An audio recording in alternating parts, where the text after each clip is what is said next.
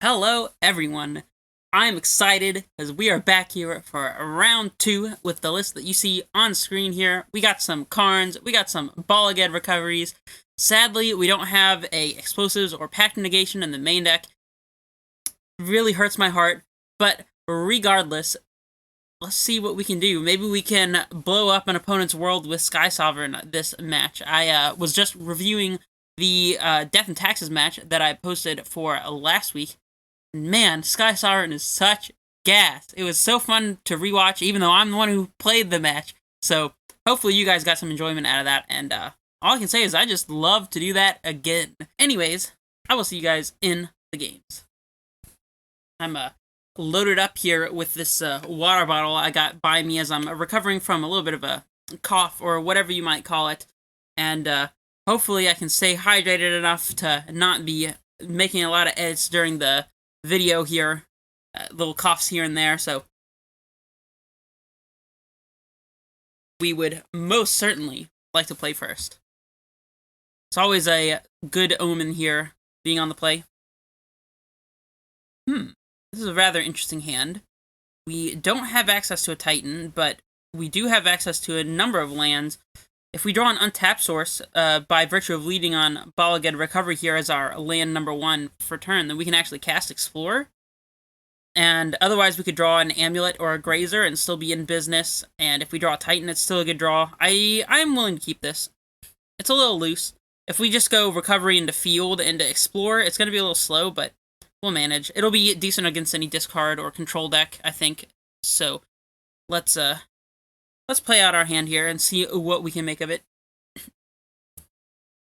As per the usual, I see 2 Explorers and I'm just like, snap keep. Now I'd really like to draw that Grazer. This one, sadly, is not entering untapped for us. So I guess we're playing out the field. Yeah, if we can get this Dryad into play, then our castle will be entering untapped, and so that's the reason I'm holding on to it. But we may not have that kind of time. We'll see. We will see, but... Okay, this is not actually the fastest start from our opponent. A Burst Lightning definitely does not really scare me, and we did draw a Titan, so we've got somewhere to go. The question is, how fast can we get there? Now we have an untapped source here as well. I suppose we could play a Garenbrig and Cavern, so that if we top deck a bounce land, we can, or an Amulet, I mean, if we top deck an Amulet, then we can play Rot Farm and immediately have access to Titan. So, I guess that's what I'm going to go for. We'll name a Giant here, and we'll pass it back. Amulet would probably be our best top deck. Okay. So, we can't quite Titan this turn, but that's alright. Let's play out this Rot Farm, and we'll pick up the Cavern, I suppose. And we'll play a Dryad, getting our guaranteed Dryad value here by playing the bounce land first. We can play this naming Giant once again and cycle and explore. We can block with our Dryad if we absolutely have to, which we most likely will need to, but... Oh, Radiant Fountain is actually quite amusing here. I don't know if the 2 life will matter, but I would love for the 2 life to matter. What's our opponent got here for 3 mana? Oh, flashing in a Brazen Borrower. Not even petty thefting our Dryad, huh? That's some bold statement that they're making. Cracking Islet. These are confusing play patterns to me, I'm not gonna lie. I guess they're just really behind here, and they're hoping to pull ahead somehow. I don't know if our opponent might have something like a mainboard Aether Gust. But that doesn't even... I guess Aether Gust would stop us on the Cavern, but... I imagine we're just going to be able to go ham here with Valakut. Speaking of Valakut, well, let's go ahead and bait out our opponent's removal spell if they have one.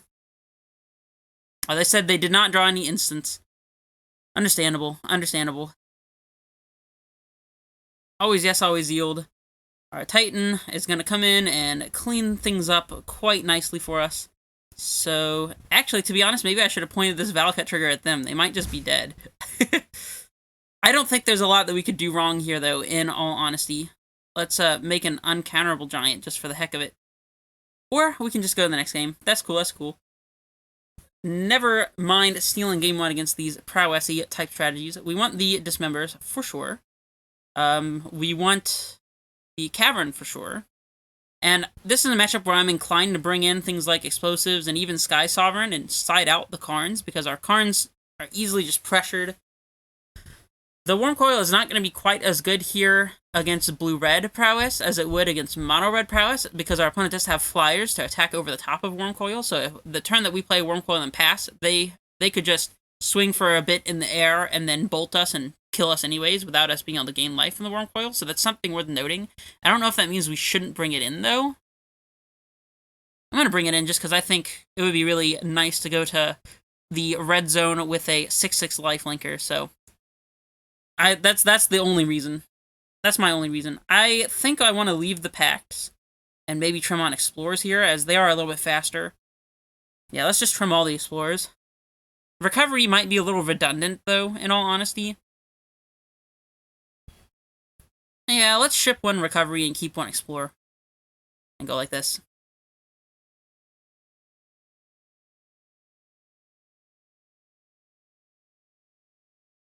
Time to visit the water bottle.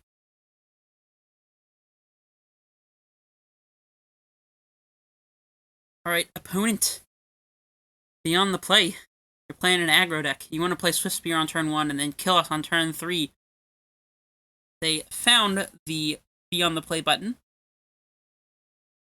And this hand is interesting. We get a turn 1 Grazer off of the extremely common Cavern of Souls naming Beast. And then we get a turn 2 3-drop. No, not quite. If we draw an untapped source, then we do. But Grazer into Dryad, even if Dryad's on turn 3, it's good enough for me to keep. And Castle Grandbrig actually does work with our Worm Coil. It's not like it taps for green creature spells. It's any creature spells or abilities. So we can still cast Worm Coil off of this Grandbrig. No problemo. Ooh, Dismember. How much do I feel like dismembering this Soul Scar on turn 1? I feel like we can do that on turn 2 and play our tap land like we plan to do anyways, so I'm gonna forgo that. I think getting the Beastie Boy out here is gonna put us a little further ahead than just trying to get rid of our opponent's creature. So if they really want to bolt our Grazer to get through, then I'm pretty fine with that too.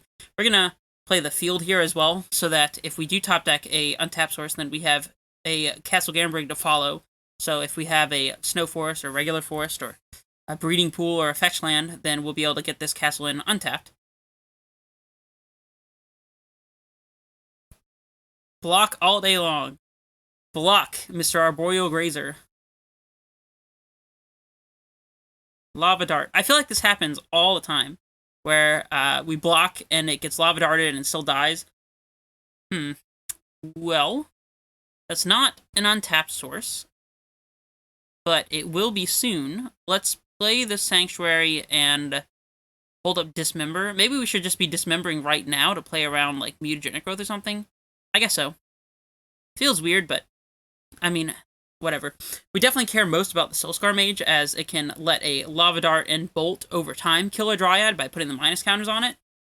Rather make it so they have to have all of that all at once, so. Blood Moon? Say what?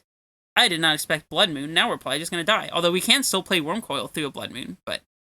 Alright, passing it back. If our opponent has no way to increase their clock and we just naturally draw one more land, then we can just slam a Worm Coil on turn 6.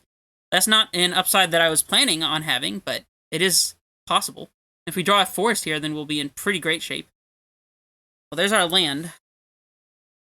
That would be hilarious if we rode this Worm Coil that I brought in on a whim to victory. That would be insane. I would love it so much.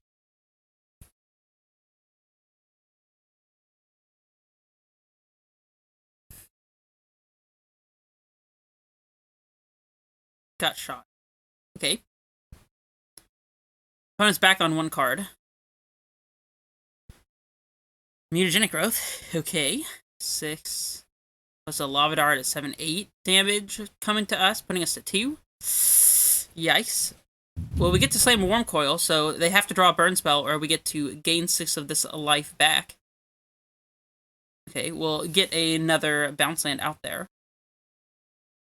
Let's float all of our red from all of our basic mountains. Here's a Worm Coil engine and the pass. Do not top deck Bolt. Do not do it. Or Lava Dart. None of it. Just don't do it. No! No! Alright. They got us. So, Blood Moon, you say? I like this Reclamation Stage for sure. It lets us block a creature if they don't have the moon, and it lets us kill the Blood Moon if they do have the moon. Probably need all of our Karns to play around Blood Moon, sadly, which means we can leave the Sky Sovereign in the board, and probably the Worm Coil too. And maybe the Explosives as well, actually. I don't know. That's a little bit of a tough one. Because we kind of want to be transmuting for our Explosives. This would be so much easier if we played 2 copies of Explosives in the 75, which is something I think should be regular going forward. If you're playing Karn in your deck, play Explosives main and side so that you don't have to worry about this, because now I would like our Karn to be able to get this Explosives from the board. But I suppose if that's happening and they kill our Karn, then we're not really making much progress. Rather get Sky Sovereign in those situations, since 4 and 5 are not terribly different numbers as far as Amulet of Vigor is concerned. So maybe we just keep the Explosives. Do we need Beast Withins for these Blood Moons? I don't know. I kind of feel like we don't want them. We can definitely trim this Explorer, as ramping into a bunch of basic mountains isn't the most ideal situation. And maybe trimming a Summoner's Pact so we don't get got by Blood Moon. I mean, we can pact for a Reclamation Sage in order to kill a Blood Moon, but if they Blood Moon us after we play a Titan, then things are looking pretty bad for us. Although, if that happens, we can always just search for 2 basic lands off of the Titan trigger, so I don't know if I care that much. I think we can maybe trim a land here.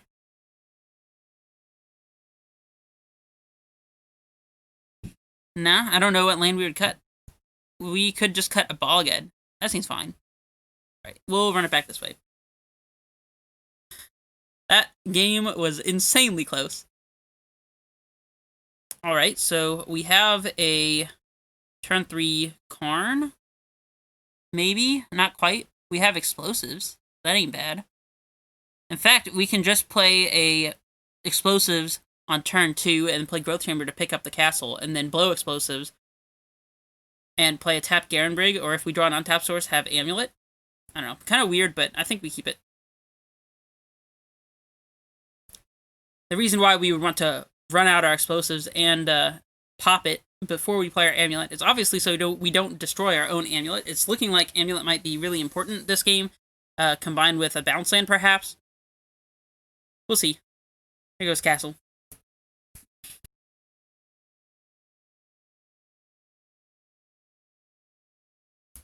You got a 1-drop. Alright. A basic land ain't the worst here. Now we could play basic into Amulet and be able to turn 3 this Karn. I don't know how good that actually is, in all honesty. We could also both Explosives and Amulet. Explosives on 1, of course, and then the turn after decide whether we want to deploy Karn or blow Explosives. It's kind of odd, but I think if we Karn minus for Sky Sovereign, we'll be in pretty decent shape, assuming that we draw the land, and if we don't, then we can play and pop Explosives if we have to. So I'm going to hold the Explosives in hand here, throw out the Amulet, and pass it back. If our opponent has a Braid, that'll be kind of sad, but Sprite Dragon. That one's kind of nasty. Dryad. So now we can Dryad into Karn. Wait. No, we'd be 1 short. We could Dryad into Explosives on 2 and not blow it up. I think that's going to have to be the play. The most threatening thing our opponent has is the Sprite Dragon, so yeah, let's Dryad into Explosives on 2. This will let us cast a Titan sooner rather than later, and That's something that I'm into. Suppose if we absolutely had to, then we could play Karn instead of the Titan, but I mean, we might want to do that if our Dryad dies, for example, but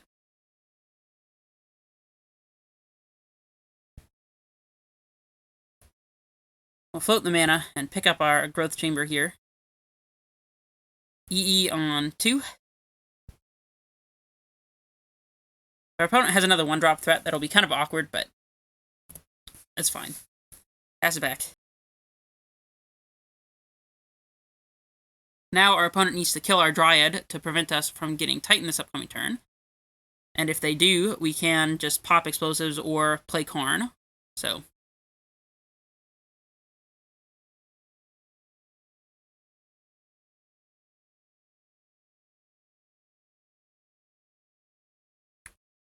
Blood Moon. That's what this feels like. Maybe not.